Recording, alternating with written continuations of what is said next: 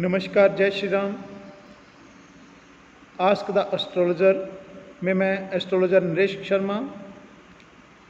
मेरा आज का विषय है सूर्य का द्वादश भावों में फल।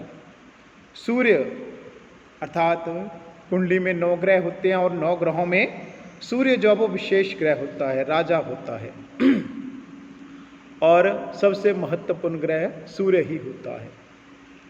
तो ज्योतिष के अनुसार सूर्य जो वो आत्मा का कारक है और पिता का भी प्रतिनिधित्व करता है, इसलिए आत्मा और पिता का प्रतिनिधित्व सूर्य के हाथ में होता है।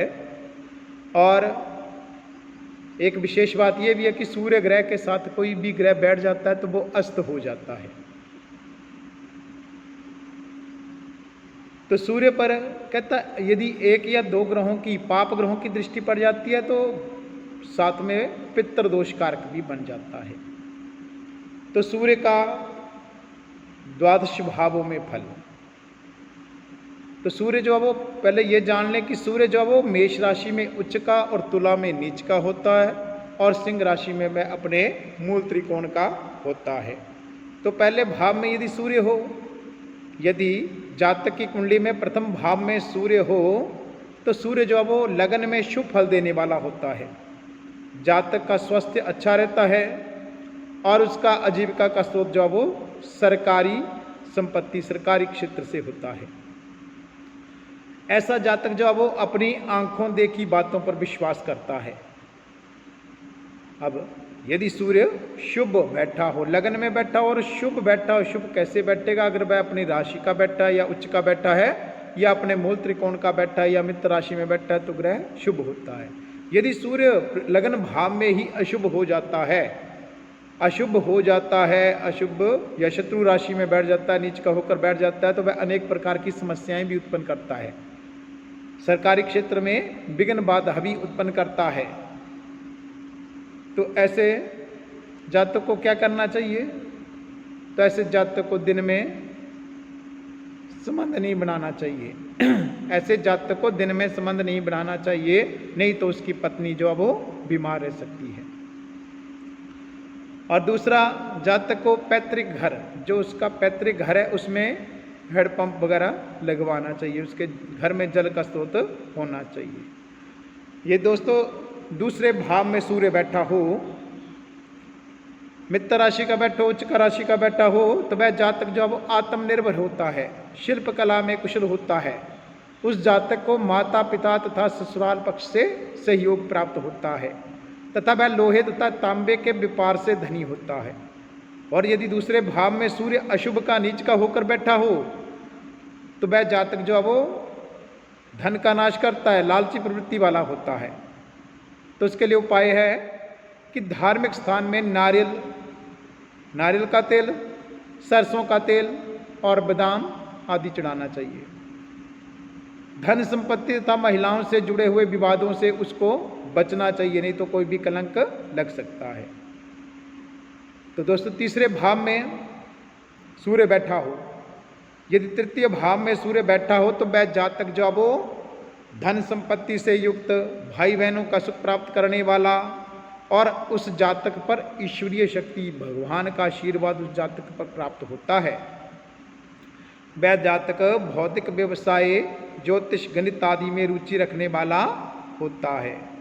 और यदि जातक की कुंडली में तृतीय भाव में सूर्य नीच का होता है या शत्रु राशि में होता है तो उस जातक का धन जो अब वो चोर चुरा कर ले जाते हैं, उसके घर में चोरी आदि का खतरा भी होता है। तो ऐसे जातक को गरीबों में दान करना चाहिए। चांदी, दूध, चावल आदि का दान जो है वो गरीबों में करना चाहिए और सदाचारी रहना चाहिए, बुरे कार्यों से बचना चाहिए। चौथे भाव में यदि चतुर्थ भाव में सूर्य बैठा हो तो जातक बुद्धिमान होता है, दयालु प्रवृत्ति वाला होता है और प्रशासक होता है। यदि चतुर्थ भाव में कहता है सूर्य चंद्रमा की युति हो तो जातक जो है वो नए नए शोध के द्वारा प्रचुर धन प्राप्त करता है। और यदि सूर्य चतुर्थ भाव में अशुभ बैठा हो तो जातक को कहता आंखों संबंधी, पेट संबंधी दिक्कत दे जाता है, रोग दे जाता है, उसका भाग्य में रुकावट उत्पन्न करता, भाग्य उसका रुक रुक कर उदय होता है। तो ऐसे जातक को अंधे लोगों को भोजन कराना चाहिए, सोने चांदी या कपड़े संबंधी व्यापार करना चाहिए। यदि पांचवें भाव में सूर्य बैठा हो, यदि पांचवें भाव में सूर्य बैठा हो तो जातक निश्चय ही कहता जातक के परिवार तथा बच्चों की प्रगति तथा समृद्धि होती है। वह जातक जो है वो अपने परिवार की वृद्धि करता है और सुख समृद्धि भी प्राप्त करता है।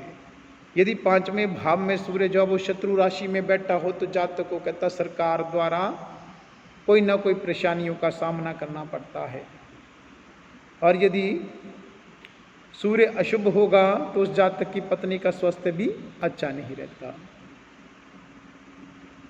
इसके लिए क्या करना चाहिए, उसको लगातार 43 दिन तक सरसों के तेल की बूंदें जो है वो जमीन पर ऊपर से जमीन पर गिरानी चाहिए और सूर्य को प्रतिदिन जल चढ़ाना चाहिए, गुड़ का दान करना चाहिए।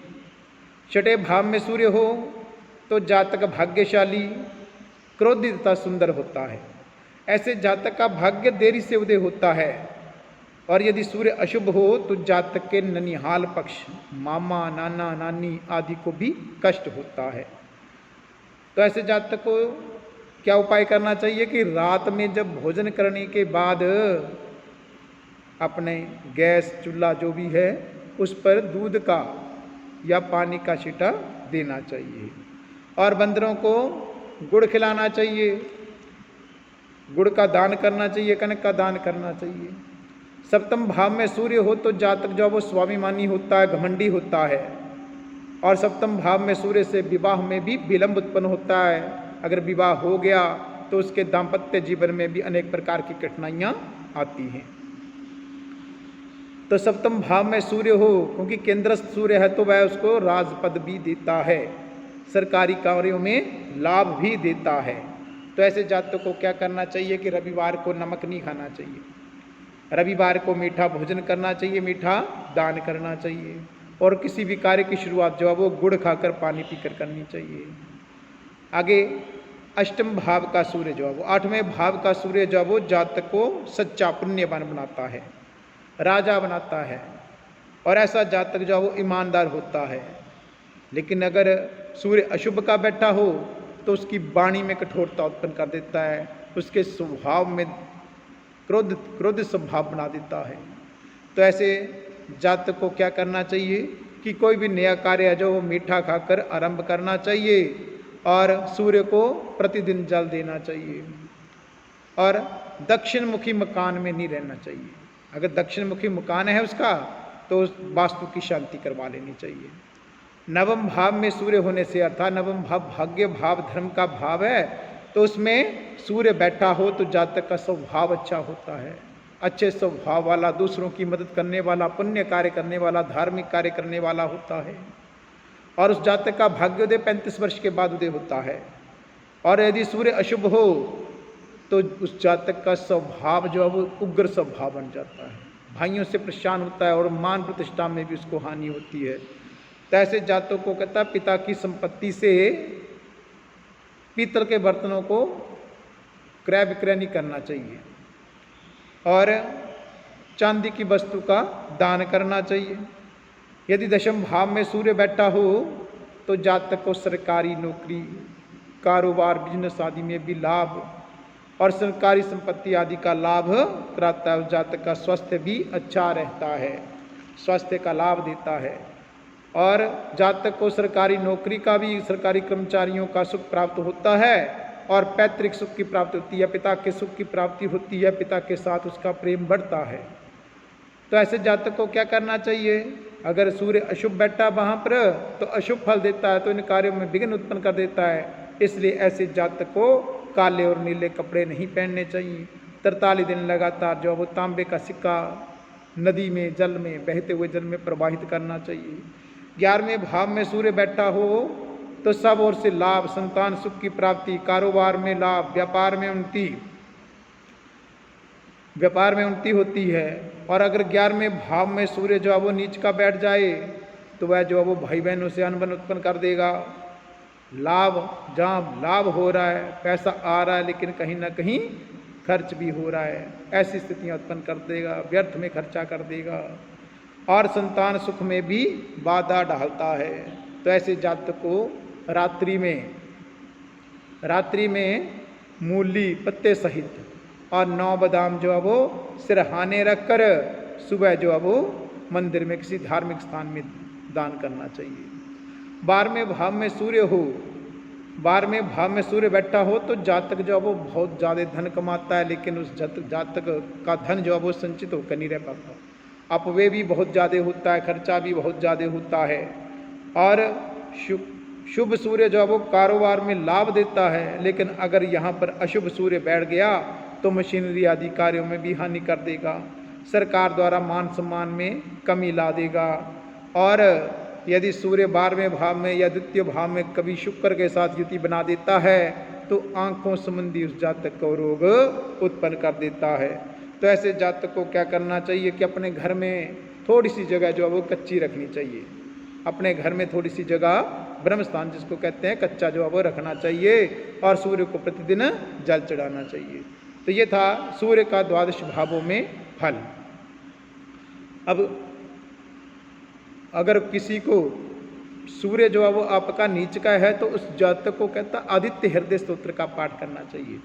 जो पढ़ने वाले बच्चे हैं उनको आदित्य हृदय स्तोत्र का पाठ करना चाहिए, गायत्री मंत्र का जाप करना चाहिए, उनसे सूर्य उच्च का होता है।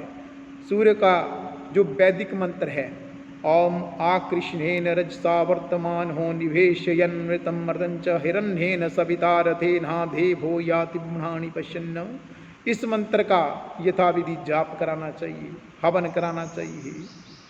और कोई भी कार्य जो है वो गुड़ खाकर पानी पीकर आरंभ करना चाहिए, चाहे वो विद्या संबंधी है या कारोबार संबंधी है। और साथ में प्रत्येक रविवार को कणक का दान करना चाहिए, गुड़ का दान करना चाहिए। और तांबे की गड़बी में प्रतिदिन जो है वो तांबे की गड़बी में जल डालकर उसमें सिंदूर मिलाकर कुमकुम मिलाकर चावल गुड़ मिलाकर सूरज को जल अर्पित करना चाहिए, लाल फूल चढ़ाना चाहिए। तो ऐसे करने से सूर्य की शुभता शुभ फल प्राप्त होता है, और जो अशुभ है उसका निवारण होता है, उस जातक के सभी कार्य जो वो सिद्ध होते हैं। तो आज के लिए दोस्तों इतना ही। जय श्री राम, जय श्री राम, जय श्री राम।